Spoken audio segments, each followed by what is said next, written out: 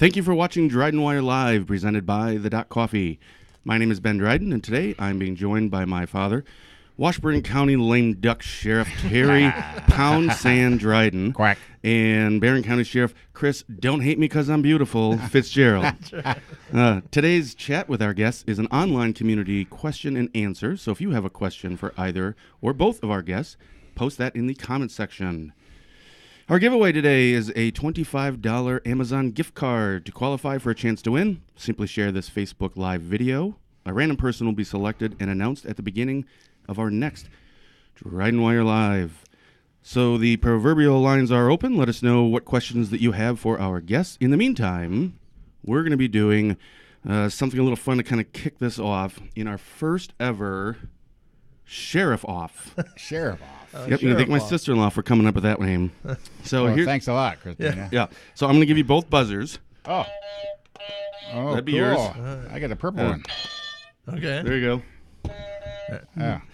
go. So here's how it works. I'm going to ask a question. There's going to be 5 total questions. Okay. The first person to buzz in and give the correct answer will receive 1 point.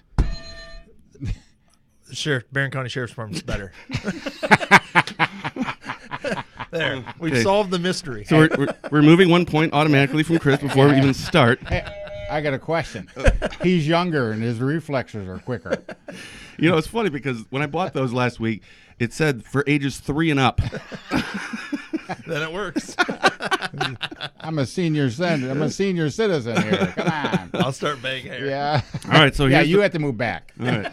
So the first person that buzzes in and gives the correct answer Oh, gets 1 point. okay. If the person answers incorrectly, they lose 1 point. If the first person answers incorrectly, the other person will be able to have a chance to answer to get a half a point. If neither buzz in or answer a question, you both automatically lose a point. So, yeah, you at least want to just take a guess. Okay. Worst case scenario. Okay. Are they hard questions? Oh, you're going to find out. Okay. So, first question. A good cop is never cold, wet, blank, or blank. Cold, wet, hungry, or late for home. That is incorrect. You had one of the two. Okay. A good cop is never cold, wet, hungry. Tired. There you go. Well, you both get well, you actually get the half a point. Okay. You did get part of it right, but yeah, you didn't. So you're up by a half a point here. This is screwed, man. I'm telling you. Yeah. You're watching DrydenWire Live, and we're joined by Washburn County Sheriff Terry Dryden and Barron County Sheriff Chris Fitzgerald. If you have a question for either or both of our guests, please let us know in the comments section. Don't forget to share this video before next week's DrydenWire Live for a chance to win a $25 gift card from Amazon.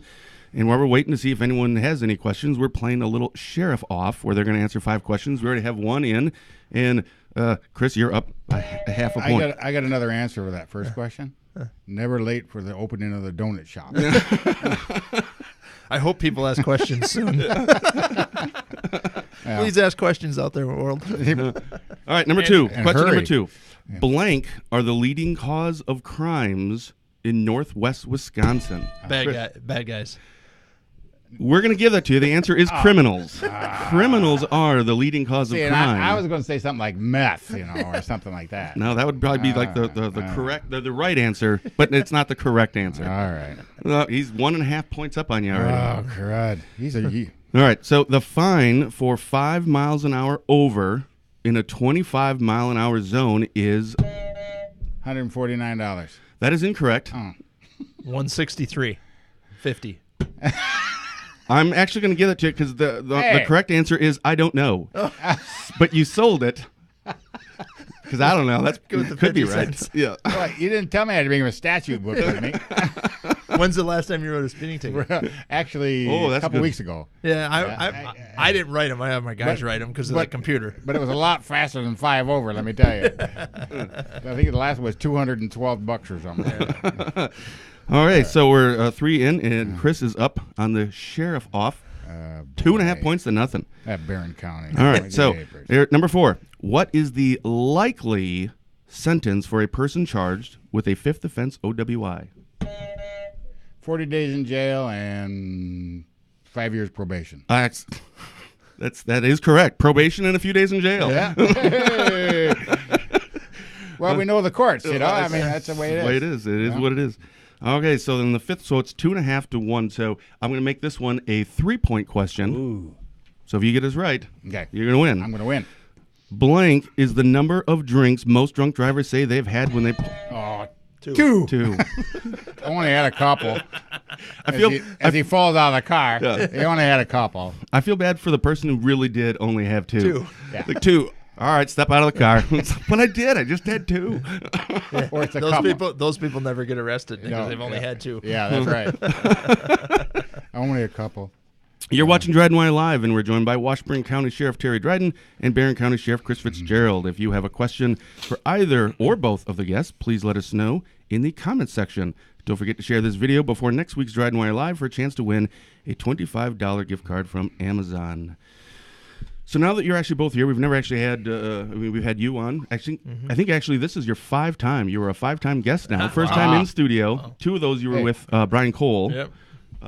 Is this like Saturday Night Live? The more he does, you know, the more he gets to come back. Well, I gave him a free hat.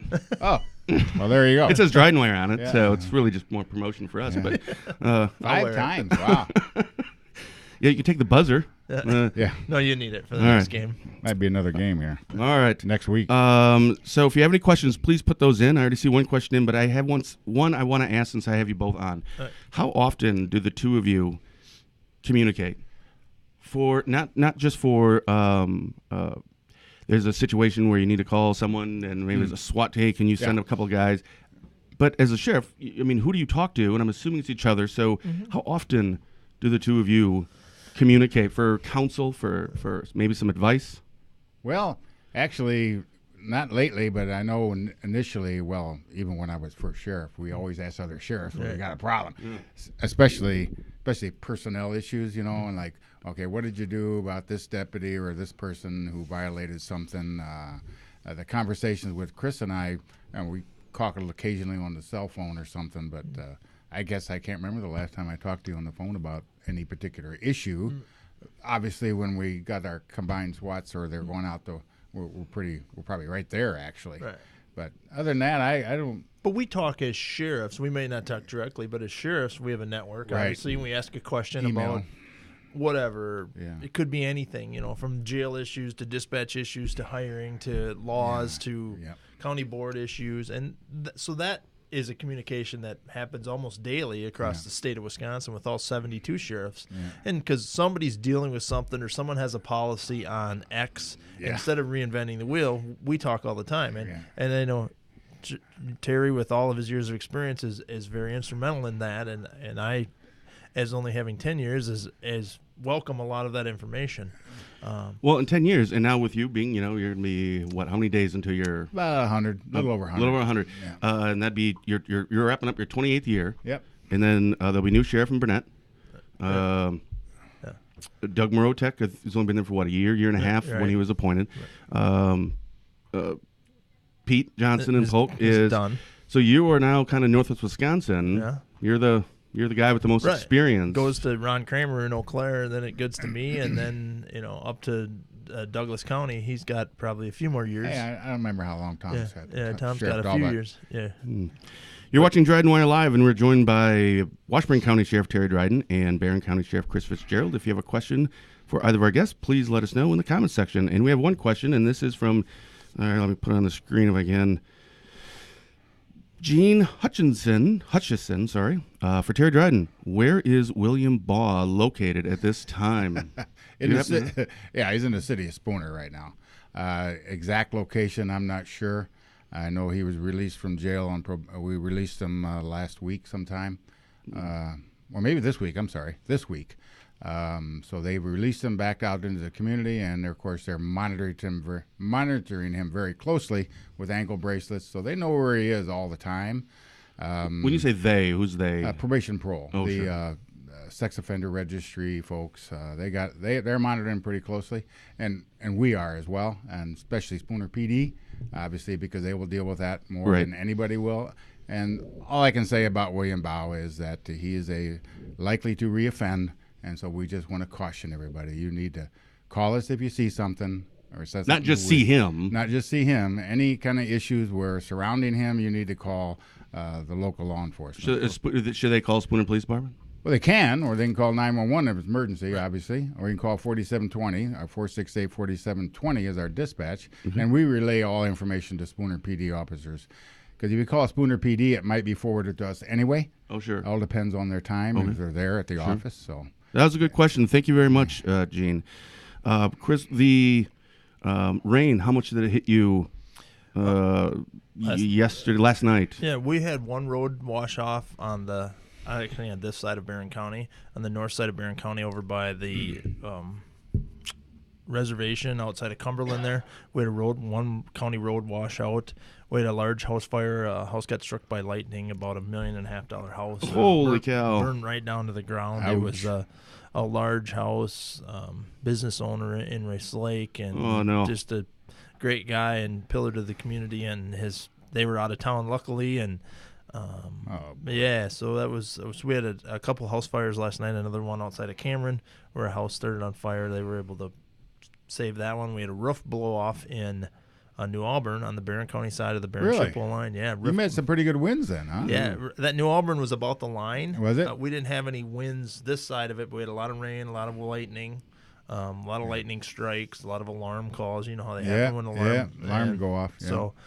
So that was it. We were out last night for a few hours. The house fire, that was a 4-alarm fire. There was 4 fire departments fighting that fire, large fire, and we just don't see the pouring rain too, I suppose. Well, it rained. So, but we don't see large fires like that. But that was lightning was a cause that we believe right now. I mean, they're looking into it, but no one was home. So lightning is more than likely the cause of that fire. Wow, I didn't realize there was so much of that. I mean, we didn't get it here. No, we got some rain. I emptied the gauge this morning at the house, and it was 4 inches. So we got 4 inches of rain. There was windy, but nothing drastic. As far as I know, we a few limbs down laying around. As far as I know Highway's out checking all the roads this morning, but we didn't get a call of a washout or a closed road. And we don't have many of those. I mean, we don't have a lot of that. The other case that we're working on, we put on our Facebook yesterday, is we had a Huber return from work. I shared that on our Facebook. Yeah. Is there any updates on that? Yeah, well, he still hasn't shown back up. So he went out to work, and a lot of people say, how come he was not on the electronic monitor? Well, the judge said he can go out to work. It was a methamphetamine charge, but not a very serious charge. Although I believe all meth charges are serious, but he was released to Huber. The judge released him to Huber, so we don't monitor our Huber people. They're given permission to go to work, but he'll be charged with escape. He only had 11 days left on his sentence. Oh, come on. Yeah, I know. I don't know why. We'll ask him when he comes back. We'll be asking. He lives around the Baronet area, doesn't he? He lives around the Baronet area. So that's why I forwarded it to our page and our deputies, because we all know that. Right. That's the edge of the county. We're keeping an eye out, because guess what? These people cross county lines a lot. Yeah. So. No. You're watching DrydenWire Live, and we're joined by Washburn County Sheriff Terry Dryden and Barron County Sheriff Chris Fitzgerald. If you have a question for either or both of our guests, please let us know in the comments section. Don't forget to share this video before next week's DrydenWire Live for a chance to win a $25 gift card from Amazon. I don't understand that question. I think they were just talking to someone else. Okay. Yeah. Sorry, Kaiki? Boy, these names sometimes. KYKY. Sorry, I don't know if that's an actual question or something that you want us to address or answer or not. But so what is in the works right now in Barron County project-wise? Something that you're currently working on, hasn't been implemented yet, that you really haven't given a lot of exposure to? It's budget time. So I asked fun times. Fun times. And actually, Barron County's in a very good place, budgetary-wise, county-wide, not just the sheriff's department. We're looking at adding 9 employees across the county with the original budget, 5 in human services, 3 in the highway, and 1 in the sheriff's department. I asked for an extra person. We're still trying to put together our school resource officers across the county. We're in negotiations with a school district, the Tech School District, for possibly having a sheriff's department person inside the school. And so then every school in Barron County will have a liaison of some sort, a part-time or full-time liaison. So that's the project right now that we're working with as school officers. Cool. We're just we just got our new 911 in, and we're struggling. Well, we're not struggling anymore, but it's coming along nicely. We got some other issues, but we'll work through those.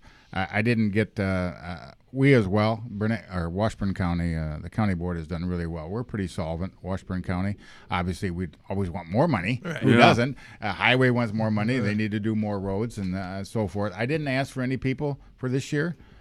Because last year we got a new deputy, and so we don't always want to look for give it a year off or something.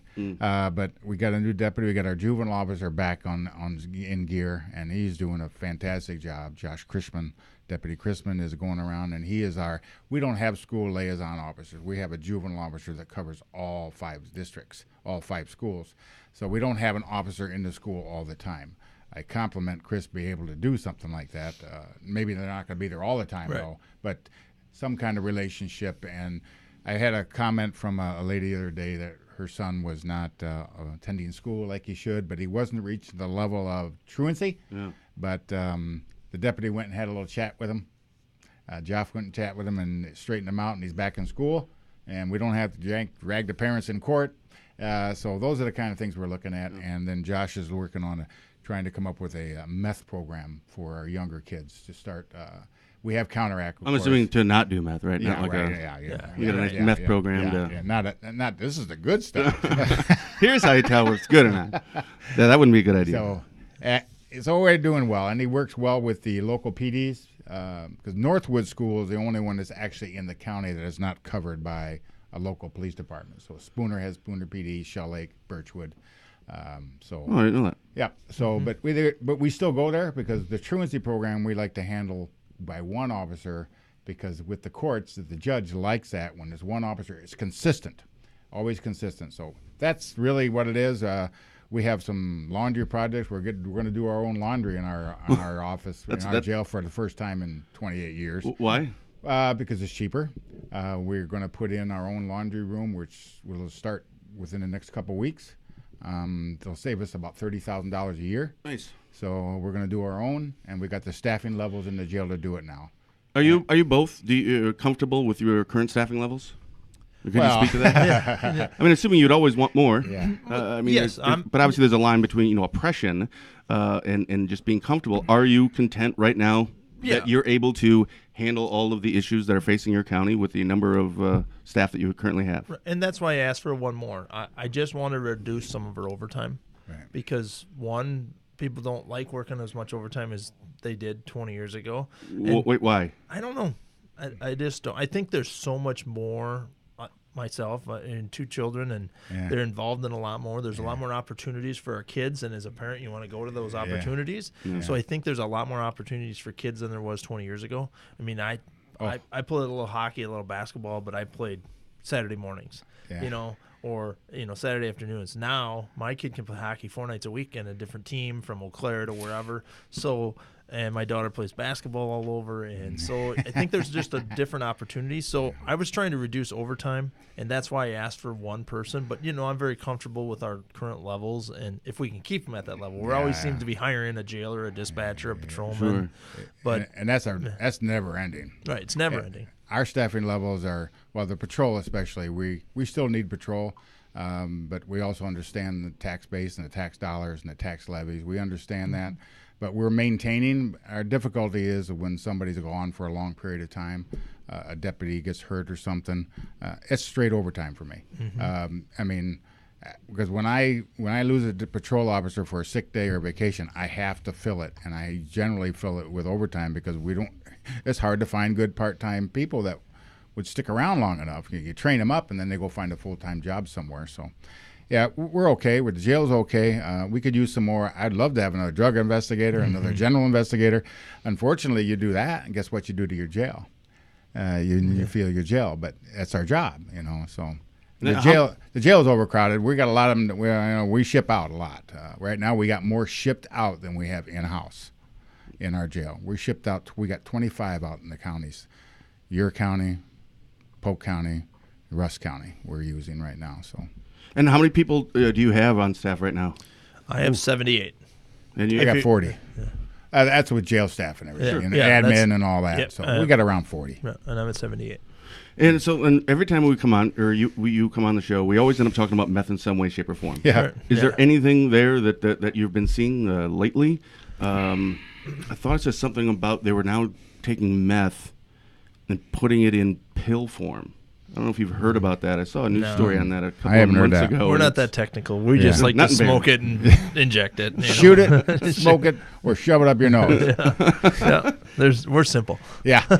So any updates or anything that you're facing now or seeing? Because it's been a couple of months since I think you've been on last. Right. And we had a great speaker last week, Jeff Von Vrieden from the show A&E Intervention. He came up to Rice Lake and talked about helping versus enabling. That was the piece we were missing when it comes to meth education. We have the enforcement down. We've got some jail programming down. We've got some other things going on in the prevention world, but we needed to help the families out there with people dealing with it. So we have a lot of enablers. That was what we learned out of that conversation, is a lot of people giving a chance and a chance and a chance because we want to help our kid. And I get that, but to some degree it has to stop because it's overtaking your own life or your personal life or your other family member's life. And so we did that, so we're working on that end of it too. But no, it's pretty consistent. We've got some issues in the Turtle Lake area with Chief Gabi. It's pretty much a red flashing magnet for marijuana and methamphetamine right now. Chief Gabi and I have been working on that, but the casino area is right now our number one priority, to be honest, when it comes to marijuana and methamphetamine, because we see that as kind of a hub for Barron County, so we're concentrating our efforts. So if you're doing meth over there, we're coming to get you. Good. Sooner or later. It's not a secret. I was just to mention, when we talk about what new going on in the counties, I don't know if you know, I think we talked about it one time. We have the jail to community transition program now. Yeah. You get out of jail, and if you meet the criteria, we have a home now. We actually have a house where they rent, and then in the home we have furniture, and we can actually take a person that out of the environment that they came to jail from. We can get them out of that environment and get them into an environment where it's controlled. And then there's an office in there. Human Services has been working in there.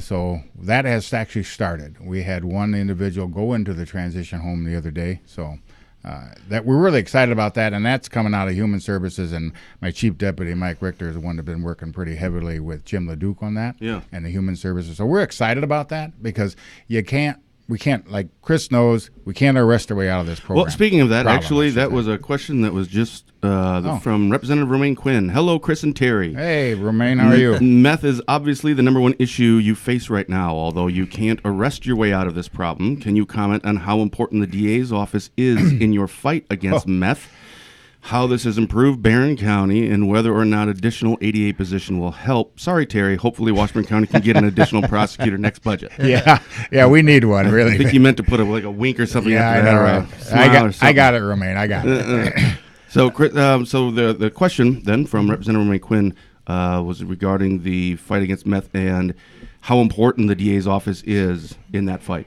Yeah, and obviously it's been kind of a public issue across Barron County over the last couple of years with our district attorney's office and our judges, and it's not all at fault of the district attorney's office.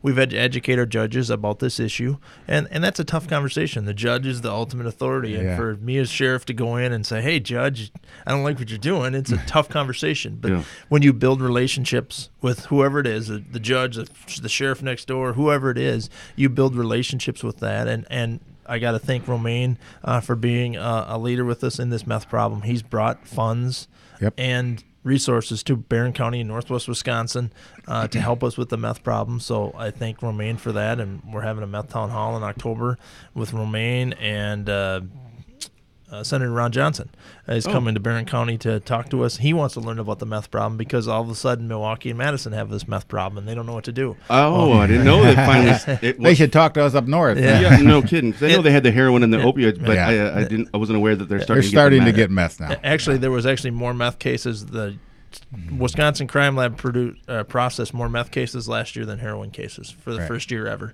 So that's a big deal. And now we've got the attention, and the North Woods has been dealing with this issue and coming up with different ideas. But back to Romaine's question, the district attorney is important. Our new district attorney just prosecuted our first felony for possession. I shouldn't say first, but in a long time, a lot of possession cases have been bargained down to non-felonies. Very common. Yeah, and very common. But we've produced our first felony possession case, and that's going to be a new standard in Barron County. Really? Yeah, so that'll increase the felonies. That'll increase our jail population more than likely. But I'm okay with that. I think that's important. We have some room in the inn. I'm okay. You know, and so I think that's important. Now, more prosecutors would help because it'll get the cases through faster. You know, I arrest somebody and then they go to court and then they have a pretrial and they have this trial and they have that trial and it's not so much the DAs anymore. It's our public defenders that we have a shortage of right now. Correct. And the state's working on that issue. Yeah, if you Brad Schimmel was talking about that. They're considering their effort. We mentioned it last week. They're considering their effort and getting in and say, hey, it isn't just the DAs, it's also public defenders. We need more attorneys.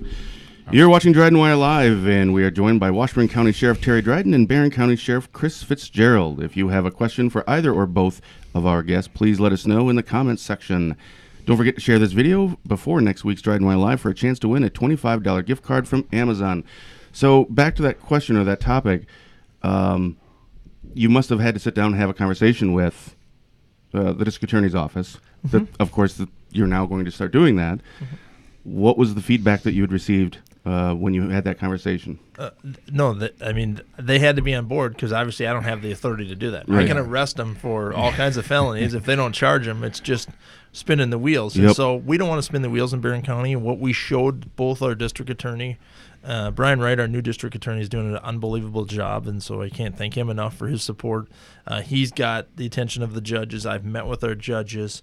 We're trying to revamp our drug court just a tad, I think. I think we're going down that road to more first-time offenders versus fourth-time offenders.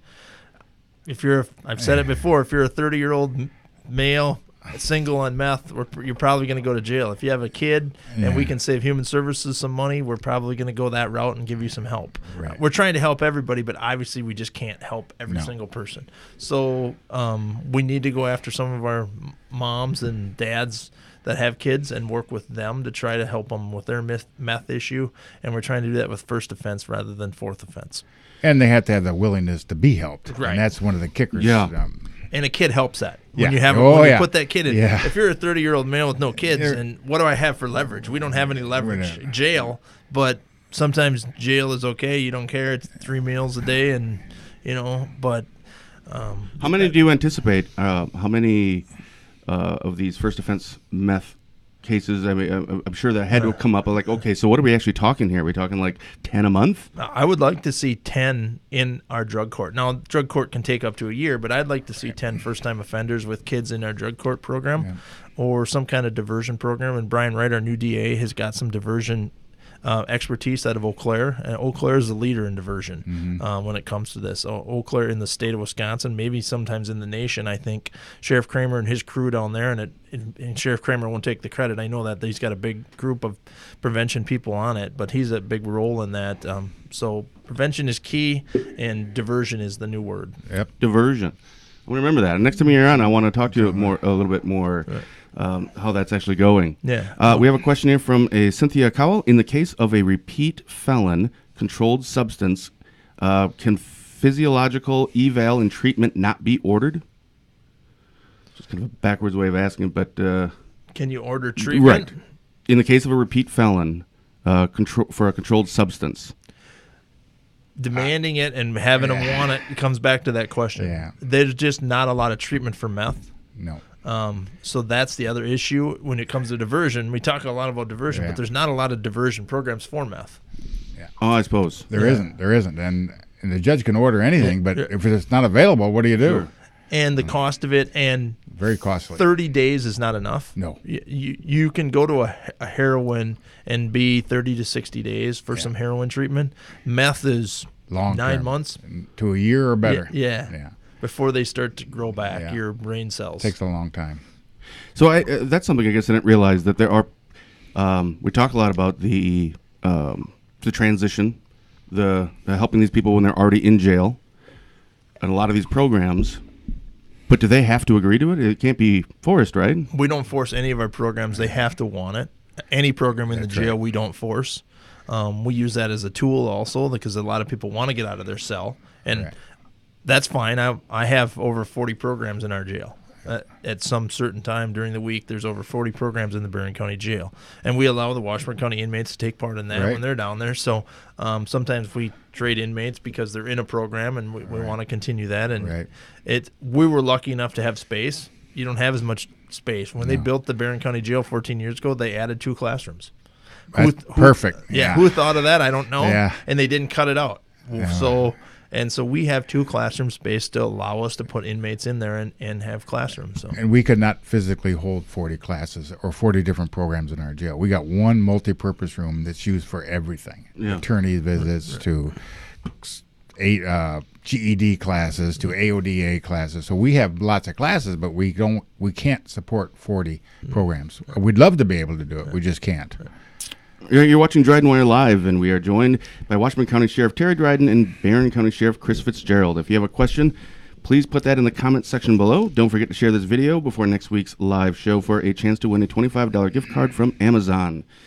So of those, what percentage do you think of people who want that treatment, if you can ballpark it, that actually accept it? Or what's the percentage of the people who turn it down, whichever one you want to do? I think they all want it. No one wants to be on methamphetamine, but it's just this overtaking drug. And I don't know what it feels like because I've never been on it, but I think it just overtakes your mind. And it really eats away at when we show the picture to high school kids, meth, your brain not on meth and your brain on meth, there's actually holes or inactivity in your brain that we show. And that takes 9 months to grow back. And so that inactivity, it eats at your decision-making skills. Why meth does that, I have no idea. I'm not the doctor here, but it eats away at your decision-making skills. That's why they call it dope. Yeah. No, it does affect the brain, and it is a tough thing to get off. I thought dope was marijuana. Well, I call everything dope. That's because you're old. That's right. Everything's dope. I'm a lame duck. Oh yeah, I can go call ahead. it whatever I want. Speaking of being old, why don't you were saying something before we started the show this morning? Oh no. Why don't you go ahead and share that with the public? About see, even right now, I can't remember. Alzheimer's kicking in. I don't know what you're talking about. You went to get your fishing license? Yeah, okay. All right, you're gonna make me tell him this. Yep. Okay, I found out I'm a year younger than I thought I was. I did. I go to the DNR to get my fishing license. I haven't had a fishing license in many years. And you haven't fished. And I haven't fished. Okay. I have not fished. Be clear about that. Yes. So I went into the young lady that was there. We've known for years. In fact, my daughter went to school with her in Shell Lake, and she says, "Well, how old are you, Terry?" And I said, 71. She goes, "No, you're not." I go, "What do you mean? I should know how old I am. What are you talking about?" So she looked up, and of course, now I'm on the computer screen because I'm on their database. And she says, "No, 8/9/48, 1948, subtract 2018, you're 70. And I felt so much better that day. I'm a year younger, man. I just walked out of there, I was laughing like crazy. How do you forget your age? I sent it all to my grandkids, and they thought that was a hoot. They thought that was a hoot. How many days to retirement then? Yeah, like 110. I can show you if you like. Well, that's right. So here we have a question from Hazel for Terry and Chris. In general, how do you guys feel about the length of sentences for criminals? Most civilians feel no one is getting the right amount of time for their crime, whether it's drugs and assault or whatever it may be. How does it make you feel? So do you believe that, in general, that the length of the sentences for criminals is appropriate? No, I mean, I've said that to our judges jokingly and seriously, and I get some of that. I really think the problem in Barron County is our bond situation. I arrest Terry for something, and he gets a chance to get out on bond. I'm okay with first time, give Terry a chance to get out on bond. But if he violates that bond, that's a distrust to the citizens of the county you live in. And so then I arrest Terry for a violation. Drinking, driving, doing drugs again, selling drugs, and he's in jail. Now they don't raise that bond enough to make it so he doesn't do it again. Right. Our meth cases aren't $100 meth cases anymore. They're $1,000 meth cases. Right. So having a $1,000 meth arrest and giving you $250 cash bond is like going to McDonald's and asking for the dollar pop or the large or medium, $1, $1.50. Drug dealers don't care about a $250 bond. They'll pay that all day long. $1,000, $1,500, $2,000 bonds they pay. Right. But even then, we don't see those. No. I mean, we're not seeing the bond conditions they're enforced by law enforcement, but when they go back to court, you're out on a $250 cash bond. I arrest you for having meth again or drinking, and it goes from $250 to $300. Wow, that's not enough. And our judges need to protect our community, and our judges know that, and they believe bond is only for reappearance. Make sure you show up to court. And if Terry shows up for court every time, that's what bond is for. My definition of bond is different. My definition is protecting the community, because that's what Terry and I do every day. We have to protect the community. So arresting people for fourth and fifth offense bond condition, there's an issue. The judge tells you not to do something. He's the ultimate authority, and you don't listen to him. They're only slapping them with another $150 bond, and that's not right. And I think the lady's question was talking about also sentencing. Sentencing part of it. Yeah, and but first of all, that's a really good. I never thought about that before regarding the bond, because we do actually when we do stories on DrydenWire, I always make sure I put in, if it's available and on public record, what the bond was and what the condition was, and if there were any conditions, and if it was again on public record. But yeah, that is something that I've noticed quite a bit with, that I've just kind of scratched my head, and it's. Really? Just our judge is very similar. If they're a local resident and it's a relatively minor offense, they'll get a signature bond first time around. And they're picked up for a bail bond violation, and sometimes when they walk right out of the courthouse, they violate, and we pick them right back up again. And our judge basically gives them a cash bond, and then they can go. And that's usually somewhere, depending on their financial wherewithal of the suspect, or whatever you want to call him, the person. Then it generates, and then third and fourth time, the judge really cranks it up. But I got to tell you, when the drug offenses, they'll come up with $1,000, $2,000. They get it, and they get out, and then they offend again. And then generally, our judge just after the third or fourth time, and depending on the offense, he puts them in, makes it high enough that they're not getting out. Sure. And then, of course, that. But again, that comes down to relationships with your judges, your district attorney, and I've had these conversations, and it's changing. It's going in the right direction in Barron County, and give credit to our whole system, from our human service workers who are overworked, to our cops who are overworked, to our judges, to our DA. They're all overworked. The system is log jammed at times, but we're getting there. We're making a lot of progress, and we're going to win this. If you want to call it a war on drugs, I don't care what you want to call it, but we're going to win it. Sure. The time frame is really what's frustrating to me. Is the guy that we just reported on that had the marijuana grow up at his house. Oh, yeah. 114 plants. Yeah, 114 plants. He got 40 days or 50 days in jail and 5 years probation. And how long did that take to get done? Over a year and a half. Yeah, that was a while That was ago. a long time. That was last summer that we did that. It was in like August of 2017, I think, when I did the first story. I didn't look on CCAP. I didn't follow all the court hearings. But a lot of that is not the court's problem either. That comes down to the defendant either asking for another judge, or he wants another attorney, or they have ways that they can stall this thing to the to unbelievable length of time. And I didn't remember this guy, and when I was up in booking, they said, "Yeah, you brought him in." I said, "I did?" Yeah, I think you were actually the one that had the press release that you sent out. And that was the first one, the first article that I ran, and then I did. I actually transported him from there to the jail, and I didn't even remember. But he didn't remember how old he was either. But Gretchen, my sergeant, says, "Yeah, you brought him in." I said, "No, I didn't. I don't even know what you're talking about." Hope he did a report. Yeah. All right. Thank you. That was a very good question. Thank you, Hazel. Here's one from Curtis Emerson. The Northland has been dealing with meth for quite some time, and about 4 to 5 years ago, I felt like it was really settling down thanks to the sheriff's office working their tails off. And then the last 2 to 3 years, it went into overdrive. Yeah. What do you think the cause for this is? And actually, before you answer that, I think part of it, to be perfectly honest, I think may be because of DrydenWire as well. Because that is something, we take that very seriously.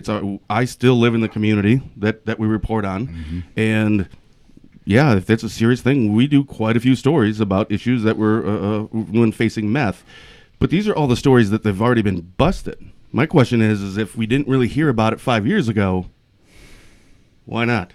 It was here 5 years ago. Well, there was a time even further than that was really bad in Washburn County and in northern. Well, then they had the bill. They got the Sudafed off. You can't go buy the components to make meth. Sure. And then it really went down for several years. And Kurt's right. It did go down. And now all of a sudden, why is it up then? Well, right now they're transporting it in it comes all the way from Mexico to California to the cities through here. They go up to the reservations. They go up into Sawyer County. They come right through our county transporting all this stuff. And then we have people in our county that will drive right down to cities, buy their meth, come back and sell it. We know that. Right. And it's not the self-producing meth. And there is some information that I believe, and I haven't talked to Tyler for quite a while about that, but the homegrown meth stuff. Who's Tyler? He's my drug investigator, okay. Deputy Walsh. But there is some information that maybe the homegrown stuff is starting to come back. Uh-oh. Yeah, and I don't know how they're getting the product to do it, and I don't know the formula. But I do know that it was down for many, many years. Then all of a sudden, boom, we're getting meth almost. I don't know about you, Chris, but I got to tell you, I use tongue in cheek. I'm going to say 75% of our people in jail or arrest have something to do with meth. Oh, yeah, easy. Easy. Maybe 90%, yeah. maybe 80. It's not using, selling, or affected them in some way. Meth is our number one problem in northern Wisconsin. And so I think the original question there was, why is it now lately? Can you speak to why? I can tell you exactly why. The price has dropped in half. Yes, I was going to say that. It's a lot cheaper now. It's 4 years ago. We were paying $100 for a sugar packet. We measure meth in sugar packets. In grams. The sugar packet that you get in at the restaurant. Yeah. Right. So that's a gram. That's $100. Yeah. Now it's $50. Yeah. Why? And the quality has gone up. So usually when quality goes up, price goes up. Yeah. Quality went up and price went down. down. I got to tell you, being a drug dealer, you can make a lot of money. Yep. And that's I heard meth. I heard literally someone told me this, that people on meth really don't make a lot. Right. Well, it depends if you use your product. Right. There you go. So it's the people. So it's really probably not the people in our community. No, they're not making the money because they're not the one that, like you said, most likely, or at least right now, they're not actually growing it, or I don't know, making it. I don't know how you do it. Chris is right. It's a lot cheaper than it was many years ago, and that's really driving a lot of this. Well, I know when I was talking to Shell Lake Police Chief Dave Wilson, he posts things on his Facebook page about Duluth. In other areas regarding anything that are meth related or drug related. I remember asking him one time, why are you, that's not Shell Lake, that's not Washburn. He goes, are you kidding, man? Yeah. Where do you think this stuff comes from? Mm-hmm. We are right on the meth highway from Chicago, Milwaukee up to Duluth. They're going right through our town, and they're hitting all these spots on the way up there. Yeah. So we're right here on that line. Barron County is right there on that line. Mm-hmm. Do you see that's where a lot of that is? Again, the city's over, and 100%. It just funnels right through there. If you built the wall in Hudson, it's the joke I give. If you build a wall in Hudson, and they'll stop the meth tomorrow. Yeah. It will literally stop cold. Yeah. And we're not making enough here to make any difference. No. But I think your point about DrydenWire and all of our other local media is these are stories now. We've changed the philosophy of methamphetamine because it does affect everyone, and we needed help. So we went out to the public, to the media, and said, hey, help us. We can't arrest our way out of this. We've got to start educating people. We're going to start a 5th grade meth program. 5th grade, we're going to start the meth. Yeah. We're going to talk to 5th graders about meth and don't meth with us. We're going to start. It's going to be called "Don't Meth with Us." Wow, that's awesome. Are you getting shirts? Yep, we are. I'm not kidding. I want a shirt. Tell me where to donate, and I want to get a shirt. We're going to get it. We're working with our Rotaries in the county, and it's a new program we're going to launch very soon. And "Don't Meth with Us," and we're going to have every 5th grader wearing a shirt. Oh man, they are key. Can DrydenWire sponsor it and get our logo on the back or something? Yeah, well, yes, you can. That's why I mentioned before. I could use a couple more drug investigators. Right. You get more drug investigators, you're going to get more meth. You're going to get more arrests, and we need to do that. But we also need the prevention component and the education all the other component. Pieces. That's always the most important piece. That was a great question, Curtis. Hopefully that answered that.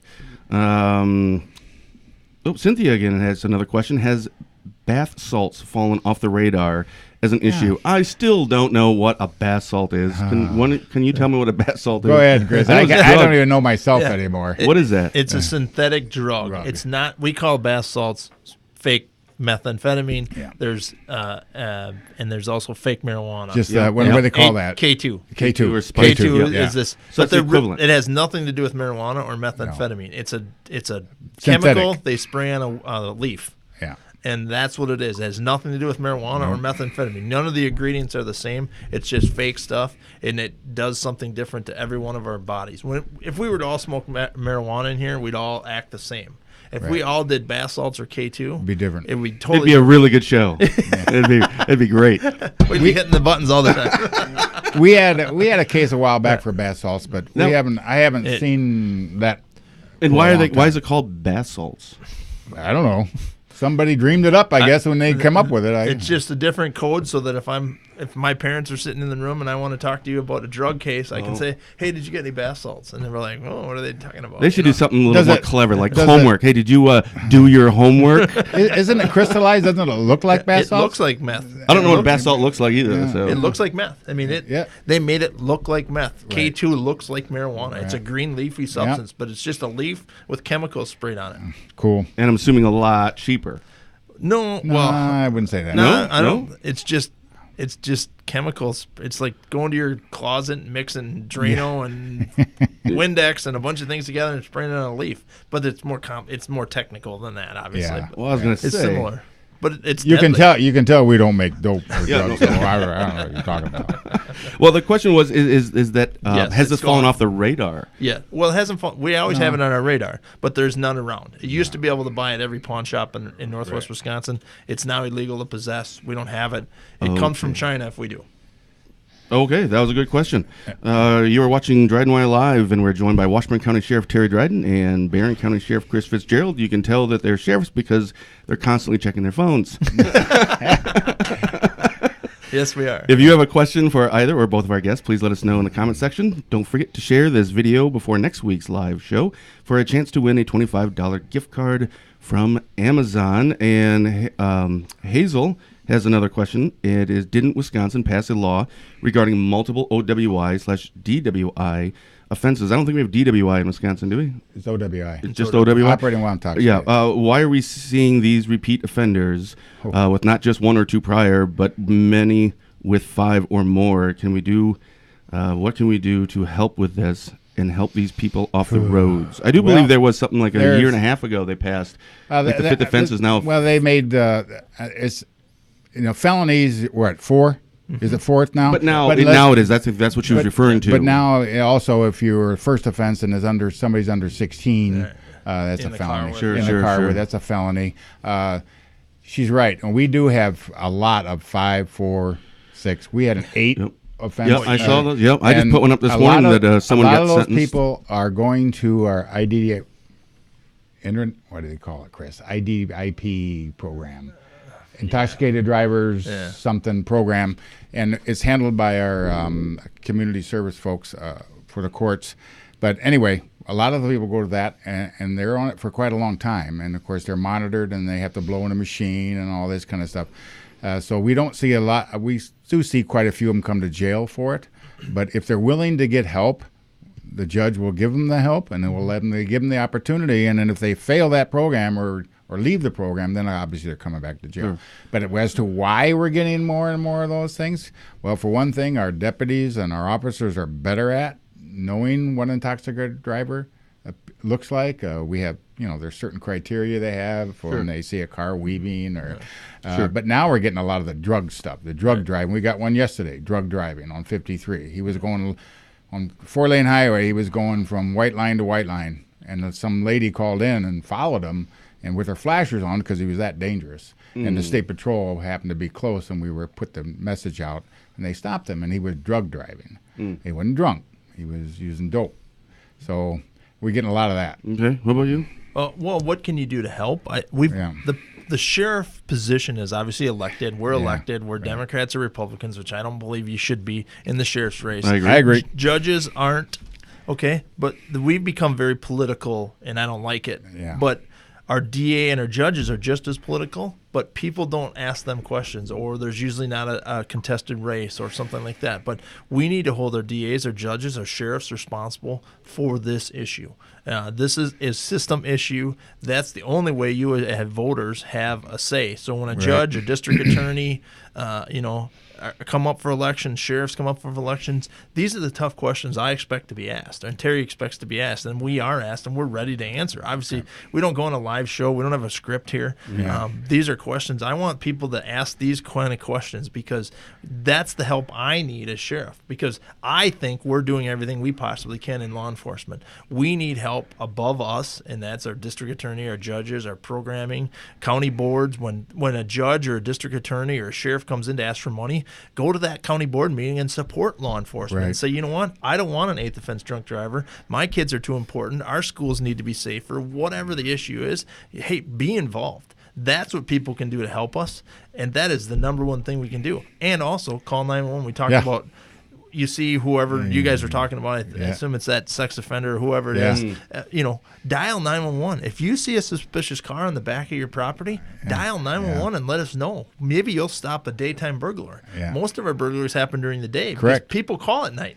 If you see a light on in your neighbor's house at night, you're like, what's going on over there? And you're like, that's not my neighbor, I'm calling. But 10 o'clock in the morning, you see a white truck at your neighbor's house, and you're like, he must be doing something. Well, most of burglaries happen just because of that reason. You're going to wave to him, say, hey, he must be fixing his toilet. How you doing? You know? So it's a laundry guy or whatever. So it's amazing. Call, help, support, and make these people that you elect us to stand up for you, support us, and tell us when we're not right. And we don't do everything perfect. There's not every cop does everything perfect, but we do our best we can, and we appreciate the support people do give us. I just mentioned that to our county the other day. The old saying, and I don't know where it came from. If you see something, say something, Right. And that's really what it's all about. You see something, call us. And the people, well, I don't want to bother you.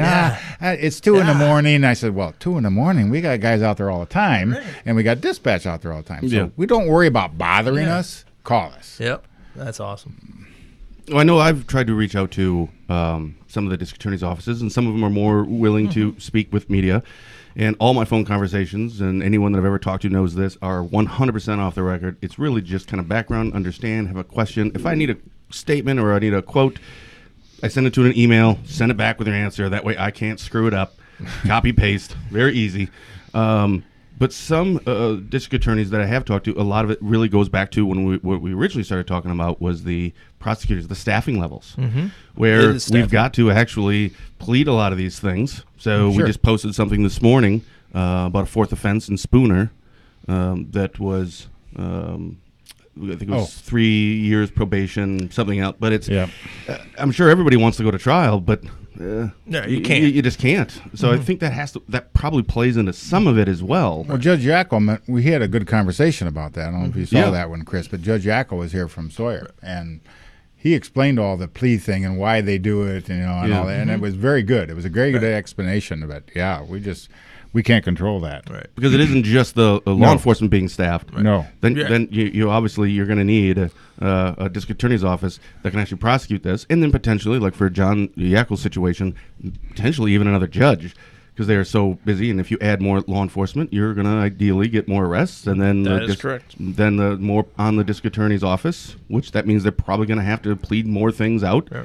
Because we can't hold these people or have a trial set for 2 years from now. Right. I mean, that's costing county taxpayers a lot of flipping money to have them sit around before their trial. And that's where you get some of your bond violations. Because I'm out on court so long, I drink or I do this or I have contact with somebody I get a little sloppy, and next thing you know, And you're stopped. If we shorten that time up, we're going to stop our bond violations. So it's a system-wide issue, and we talk about it with our criminal justice collaborating committees. Everybody's got one of those now, which has been a huge asset. CJCC to all these counties that have it. Again, Eau Claire was the front runner in that one, and everybody created them. And it was the first time I had a judge, a DA, a sheriff, police chief, human services, probation, all in one room where we could talk about issues. It's the first time. Why didn't anybody think of that before? When was this?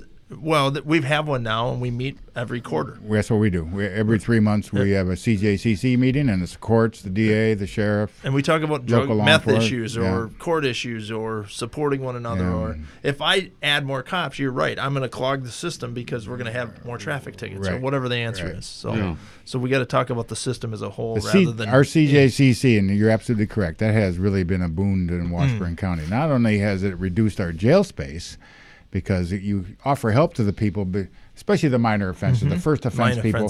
First offense people, you're right with the meth thing. The first offense people, get those people help so they don't do it again, and I think that's the key. Right. Looks like we have time for another question here. We usually wrap. It's for Romaine Quinn has another one. Oh, great, Romaine! You just hang up the computer or whatever. Hang up the computer. There you go. I'm going to write a book when Dad retires about all the things that he says Hang 'em that just don't make any sense. Representative Ray Quinn asks, mandatory minimums would solve some sentencing issues, but it ties a judge's hands in cases where a different sentence may be needed. How do you both feel about mandatory minimums? Well, as a balancing act, and I've always felt that true. The mandatory minimums, we have a lot of them on certain things. Okay, I agree with that.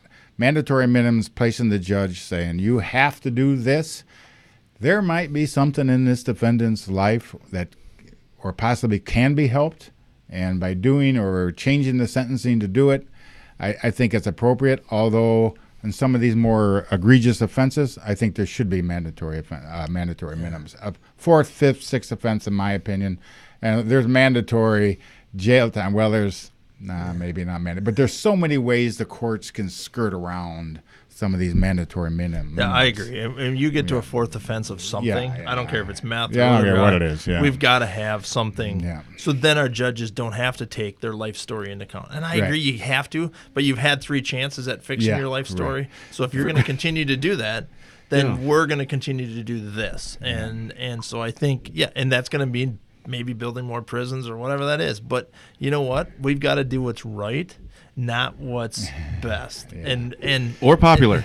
Or popular. Right. That's right. And that means, again, back to the question of what can you do as a citizen? Well, we may have to raise your taxes then, and you need to say, I support that if our streets are going to be safer in Spooner or Shell Lake or Washburn or Barron or whoever. Right. So, I mean, I get mandatory minimums, and I think they can start at 4th offense or 5th offense, and then we can work our way up. And like you said, that's for any crime. I mean, and if it's a first offense, really bad crime, there should be mandatory minimums. I'm a hard guy when it comes to drug offenses. I think there should be mandatory minimums on drug offenses, especially the dealers. You're out there dealing and selling.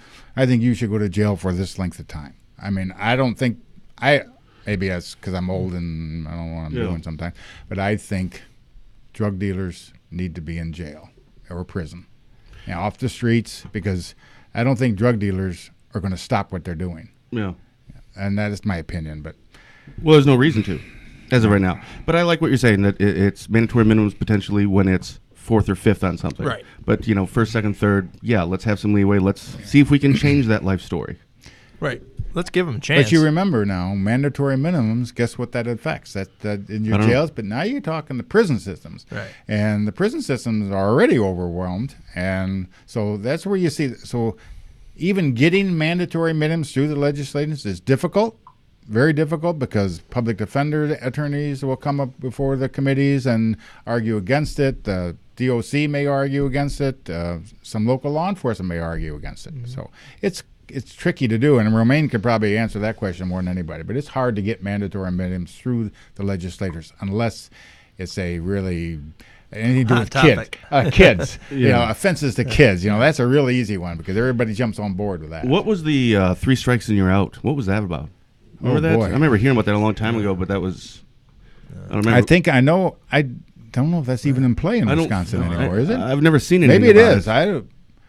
It was a big thing. 3 strikes, you go to prison or something like that. I don't even know if it's still in play. Is it? I don't know. So in solving all the world's problems here, it sounds like we want to bail bonds should be addressed. Yep. We need to kind of look for a little more support for our district attorney offices. Correct. Yep. And maybe looking at some mandatory minimums. Again, perfect world if, wave a magic wand after, multiple offenses that, okay, that's enough, man. That's just enough. Right. Enough. And the public is speaking out and you give them a platform to do that, and I appreciate that. And we have Facebook now, and some people say, "Boy, Facebook's detrimental to society." And we've got to change how we act on Facebook to some degree. But it does give a platform, and it does give me as sheriff the ability to reach 44,000 people without picking up my phone every 30 seconds and answer some questions and see some support. And our officers, as much as they say we're not on Facebook, they follow it, and they really appreciate the thumbs up or great jobs. They do. do. And that's been huge in the law enforcement world. So I can't thank the public enough for, one, supporting our law enforcement officers and giving them the thumbs up or whatever it is on Facebook when they see an arrest. Or just say thank you when they see them. That makes a huge difference. Oh, man, it's just saying, hey, thanks for what you do, guys. We know it's tough. This is the best place to be a cop in Northwest Wisconsin right now. You don't want to be a cop. And nothing against Madison or Milwaukee or New York City or big cities, but this is truly the best place to be a cop. Now, when we you say have this, the support. Are you talking Barron or Washburn? Well, specifically. I think it's Washburn. But then I got to drive 25 miles to get out of the county. I got to say Washburn. I got to get a hold of my patrol deputies here. Hang on a minute. All right. Thank you both very much. You've been watching DrydenWire Live. I want to thank our guests, Washburn County Sheriff Terry Dryden and Barron County Sheriff Chris Fitzgerald, for being here and making themselves available to answer questions Can I from say you, the one more community. thing? No. Okay. No. Go ahead. I just want to thank Terry. He's been a mentor to me for the last 10 years, and I appreciate Sheriff Dryden for all of his wisdom over the years, and thank you for your service. Yeah. And it's been a pleasure serving with him. And been great. It meant a lot in the beginning, especially when Terry said, "Do we call?" I called Terry a lot. Terry came down and visited and said, "Hey, we had that. Don't worry. People quit or people get fired or whatever it is." So I appreciate it, Terry. Thank you for your service. Well, I've known Chris for years when he would work Rice Lake PD, and when he was, I think you were appointed. Yep, I was appointed by the governor. And now Chris is a Democrat and I'm a Republican. Okay, look at that, we worked together. Yeah, and we worked together. Amazing That's how so that weird. works. And I supported him in his bid for the appointment through Governor Doyle, I believe. Yep. And I sent the governor a letter, and I said, some Republicans will probably hang me for that, but I don't care. I thought Chris was the best guy for the job. And he's shown that in his work in the Rice Lake PD. And I tell you, ever since he came in, he's made a huge difference down in that sheriff's office. And I think they really appreciate him. So we're going to boost each other up here, right? Yeah, no, I get it. Yeah. Now do me. Well, thanks. We got to go. Let me start with you when you're 4 years old. Thank you both. Now we're done. Yeah, okay. Now we're done. Thank you both for coming and visiting with us. I will be back here next Friday, and starting in October, we'll be hosting a few online debates. Starting on the 5th with Burnett County Sheriff candidates Tracy Finch and Chris Cybers. Oh, good. And the 12th with Representative Romaine Quinn and Allie Holzman. Oh, and a debate. We've had debates for both All those. right. We've had Allie on, and she was great. Yeah. Romaine's been on a couple times, so Yep. we're looking forward to that. So thank you for watching. You might want to tell your folks, too, that have sent in questions we didn't get to. What I try to do is go back and look at I'll go back and watch this and get the comments, and if I can answer one of their questions, I do. Oh, okay. Because I know sometimes we can't answer them all. Right. And so we don't want to leave them out and think that we're ignoring them. But I'll go back and look and see the comments, and then if I can comment on it, I will. Otherwise, I'll call Chris Fitzgerald and say, would you answer that one for me? That's good. So I'm going to get a lot of calls. Yeah, that's fine. Thanks, everyone. We'll see you next week. I'm only 70 now,